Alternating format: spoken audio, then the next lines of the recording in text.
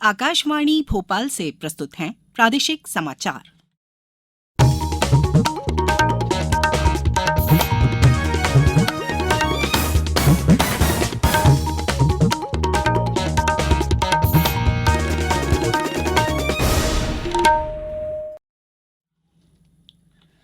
नमस्कार, समाचारों के साथ मैं राना शाहिद। पहले इस बुलेटिन के मुख्य समाचार। राष्ट्रपति द्रौपदी मुर्मू ने ग्वालियर में अटल बिहारी वाजपेयी भारतीय सूचना प्रौद्योगिकी और प्रबंधन संस्थान के रजत जयंती वर्ष में आयोजित दीक्षांत समारोह को किया संबोधित। प्रधानमंत्री नरेंद्र मोदी फ्रांस की राजकीय यात्रा पर पेरिस पहुंचे। चंद्रयान 3 के लिए 26 घंटे की उल्टी गिनती शुरू। भारतीय अंतरिक्ष विकास संगठन इसरो कल दोपहर करेगा प्रक्षेपण। और प्रदेश में कई स्थानों पर भारी बारिश का दौर जारी है। मौसम विभाग ने इंदौर, धार, रतलाम, मंदसौर और नीमच में भारी बारिश की जताई संभावना। अब समाचार विस्तार से। राष्ट्रपति द्रौपदी मुर्मू ने विद्यार्थियों से अपील की है कि वे अपनी उच्च शिक्षा के साथ साथ समाज के उन लोगों के बारे में भी सोचें जो विकास की यात्रा में थोड़ा पीछे रह गए हैं। राष्ट्रपति आज ग्वालियर में अटल बिहारी वाजपेयी भारतीय सूचना प्रौद्योगिकी और प्रबंधन संस्थान IIITM के रजत जयंती वर्ष में आयोजित दीक्षांत समारोह को संबोधित कर रही थीं। राष्ट्रपति ने कहा कि समाज के प्रत्येक व्यक्ति, विशेषकर सभी युवाओं का यह दायित्व है कि समाज के पिछड़े लोगों के विकास में अपनी भागीदारी समझें। श्रीमती मुर्मू ने विद्यार्थियों को सलाह दी कि जीवन में आगे बढ़ते रहने के लिए यह जरूरी है कि हम जिस रास्ते पर चल रहे हैं उसको समय समय पर परखते रहें। कल्याण हेतु कार्य करने की भावना से के साथ देश में महिलाओं के हित में भी अनेक कदम उठाया जा रहा है, लेकिन समाज में बहुत अधिक शक्ति होती है। समाज के प्रत्येक व्यक्ति, विशेषकर आप सभी युवाओं का ये दायित्व है कि समाज के पीछे लोगों के विकास में अपनी भागीदारी समझें। मुझे खुशी है कि हमारा समाज और देश इस सोच के साथ आगे बढ़ रही है। प्यारे विद्यार्थियों, दीक्षांत समारोह को मध्य प्रदेश के राज्यपाल मंगूभाई पटेल, मुख्यमंत्री शिवराज सिंह चौहान और केंद्रीय मंत्री ज्योतिरादित्य सिंधिया ने भी संबोधित किया। समारोह में राष्ट्रपति ने परमाणु ऊर्जा आयोग के पूर्व अध्यक्ष पद्म विभूषण डॉक्टर अनिल काकोडकर को डॉक्टर ऑफ साइंस की मानद उपाधि से विभूषित किया। इसके अलावा 7 विद्यार्थियों को स्वर्ण पदक एवं 283 विद्यार्थियों को उपाधियां प्रदान की गईं। इसके पहले राष्ट्रपति द्रौपदी मुर्मू ने आज अपने ग्वालियर प्रवास के दौरान सर स्वर्गीय जीवाजीराव सिंधिया म्यूजियम का अवलोकन किया। म्यूजियम आगमन पर राष्ट्रपति का लोक एवं शास्त्रीय नर्तकों ने परंपरागत तरीके से स्वागत किया गया। प्रधानमंत्री नरेंद्र मोदी फ्रांस और संयुक्त अरब अमीरात के दौरे के पहले चरण में आज दोपहर पेरिस पहुंचे।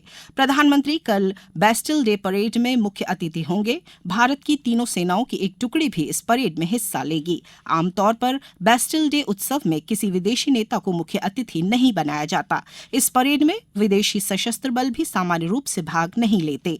प्रधानमंत्री के सम्मान में फ्रांस के राष्ट्रपति मैक्रोन एलिसी पैलेस में आज रात्रि भोज का आयोजन करेंगे। प्रधानमंत्री मोदी राष्ट्रपति मैक्रोन के साथ कल प्रतिनिधिमंडल स्तर की वार्ता करेंगे। यात्रा के दौरान श्री मोदी भारतीय और फ्रांसीसी कंपनियों के मुख्य कार्यकारी अधिकारियों तथा विशेष व्यक्तियों से बातचीत करेंगे। इस वर्ष दोनों देशों की रणनीतिक साझेदारी की 25वीं वर्षगांठ है। प्रधानमंत्री की यात्रा से दोनों देशों के बीच रणनीतिक, सांस्कृतिक, वैज्ञानिक, अकादमिक और आर्थिक क्षेत्र में सहयोग को बढ़ावा मिलेगा। प्रधानमंत्री यात्रा के दूसरे चरण में शनिवार को अबुधाबी पहुंचेंगे। वह संयुक्त अरब अमीरात के राष्ट्रपति और अबुधाबी के शासक शेख मोहम्मद बिन जायद अल नाह्यान के साथ बातचीत करेंगे। रक्षा अधिग्रहण परिषद ने नौसेना की परिचालन क्षमताओं को बढ़ाने के लिए फ्रांस से 26 राफेल समुद्री विमानों की खरीद को मंजूरी दे दी है।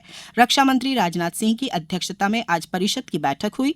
इसमें एक अंतर सरकारी समझौते के आधार पर फ्रांसीसी सरकार से भारतीय नौसेना के लिए संबंधित सहायक उपकरण, हथियार, कल पुरसों चालक दल के प्रशिक्षण के साथ 26 राफेल समुद्री विमानों की खरीद को स्वीकृति प्रदान की गई। रक्षा मंत्रालय ने कहा कि कीमत और खरीद की अन्य शर्तों पर फ्रांसीसी सरकार के साथ बातचीत की जाएगी। अब समाचारों में वक्त है एक ब्रेक का।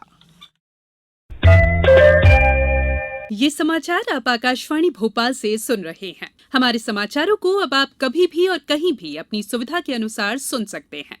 ये समाचार बुलेटिन YouTube, ट्विटर और फेसबुक पर AIR न्यूज भोपाल पेज पर भी सुने जा सकते हैं। इसके अलावा आप हमारी वेबसाइट newsonair.nic.in पर अथवा AIR न्यूज ऐप पर भी समाचार सुन सकते हैं। ब्रेक के बाद समाचारों में एक बार फिर आपका स्वागत है। भारत के चंद्रमा की खोज के तीसरे मिशन चंद्रयान 3 की उल्टी गिनती शुरू हो गई है। 26 घंटे की उल्टी गिनती आज दोपहर 1:05 पर शुरू हुई। भारतीय अंतरिक्ष विकास संगठन इसरो LVM-3 रॉकेट से कल दोपहर 2:35 पर श्रीहरिकोटा के सतीश धवन अंतरिक्ष केंद्र से चंद्रयान 3 का प्रक्षेपण करेगा। भारत चंद्रमा की सतह पर अपना अंतरिक्ष यान भेजने वाला चौथा देश बन जाएगा। यह मिशन चंद्रमा की सतह पर सुरक्षित और सुचारू लैंडिंग कराने की भारत की क्षमताओं का प्रदर्शन करेगा। प्रदेश में हरियाली अमावस्या 17 जुलाई से 3 दिवसीय पौधरोपण अभियान शुरू किया जा रहा है। इसमें कम से कम 1 लाख पौधे लगाने का लक्ष्य निर्धारित किया गया है। मध्य प्रदेश गौ संवर्धन बोर्ड की कार्यपरिषद के अध्यक्ष स्वामी अखिलेश्वरानंद गिरी ने यह जानकारी देते हुए बताया कि पशुपालन विभाग के जिलों में पदस्थ अधिकारियों से कहा गया है कि अपने जिले की ग्राम पंचायत स्तर पर नवनिर्मित गौशालाओं के साथ पहले से संचालित गौशालाओं में 17, 18 एवं 19 जुलाई को कम से कम 5 पौधों का रोपण अवश्य करवाएं। साथ ही पशुपालन विभाग के सभी शासकीय उपक्रमों, कार्यालय परिसर और ग्रामीण एवं नगरीय क्षेत्र के उद्यानों में आमजन के साथ पौधरोपण करवाएं। प्रदेश में कई स्थानों पर भारी बारिश का दौर जारी है। मौसम विभाग ने इंदौर, धार, रतलाम, मंदसौर और नीमच में अगले 24 घंटों में अति भारी बारिश की संभावना जताई है। साथ ही रायसेन, नर्मदापुरम, बैतूल, हरदा, बुरहानपुर, खंडवा, खरगोन, बड़वानी, अलीराजपुर, झाबुआ, उज्जैन, देवास, गुना, अशोकनगर, श्योपुर कलां, अनूपपुर, उमरिया, डिंडौरी, कटनी, जबलपुर, नरसिंहपुर, छिंदवाड़ा, सिवनी, मंडला, बालाघाट, पन्ना, दमोह, सागर और छतरपुर में भारी बारिश की संभावना जताई है। लगातार हो रही बारिश से नदी नाले उफान पर आ गए हैं। विदिशा जिले की कुरवाई, सिरोंज और बासोदा तहसील में 24 घंटे से जारी बारिश से नैरन नदी उफान पर है। सिरोंज, कुरवाई और गंज बासोदा तहसील के 20 गांवों में बाढ़ जैसे हालात बन गए हैं। कुरवाई तहसील के महलुआ चौराहे के 12 से अधिक गांवों में 25 से अधिक मकान धराशायी हो गए हैं। सिरोंज तहसील के विशेपुर और अमरढाना गांव को जोड़ने वाला नाला उफान आने से गांव में पानी भर गया है। यहां से बाढ़ में फंसे 25 परिवारों को सुरक्षित निकाला गया है। जलस्तर को बनाए रखने के लिए बैतूल के मुल्ताई तहसील के पारसडो जलाशय के 2 गेट 1-1 फुट तथा सारनी के सतपुड़ा जलाशय का 1 गेट 2 फुट खोलना पड़ा है। नर्मदापुरम के पचमढ़ी में भी भारी बारिश जारी है। लगातार बारिश से सारनी के सतपुड़ा डैम से 1 गेट खोलकर पानी छोड़ा गया है। तवा डैम के कैचमेंट एरिया में बारिश और सतपुड़ा डैम से छोड़े गए पानी की वजह से जलस्तर में बढ़ोतरी हो रही है। शिवपुरी में आज 2 घंटे जोरदार बारिश हुई। इसके कारण शहर के कई निचले इलाकों में पानी भर गया। जिले में 1 जून से अभी तक 251.99 मिलीमीटर औसत वर्षा दर्ज हुई है, जो पिछले साल की औसत वर्षा से ज्यादा है। गुना जिले में बारिश का दौर जारी है। यहां सामान्य वर्षा का करीब 25% वर्षा हो चुकी है। अब कुछ समाचार संक्षेप में।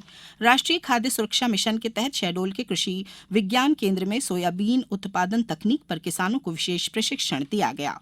मध्य प्रदेश राज्य विधिक सेवा प्राधिकरण जबलपुर के निर्देशानुसार शासकीय उत्कृष्ट विद्यालय देवास में विधिक जागरूकता शिविर आयोजित किया गया।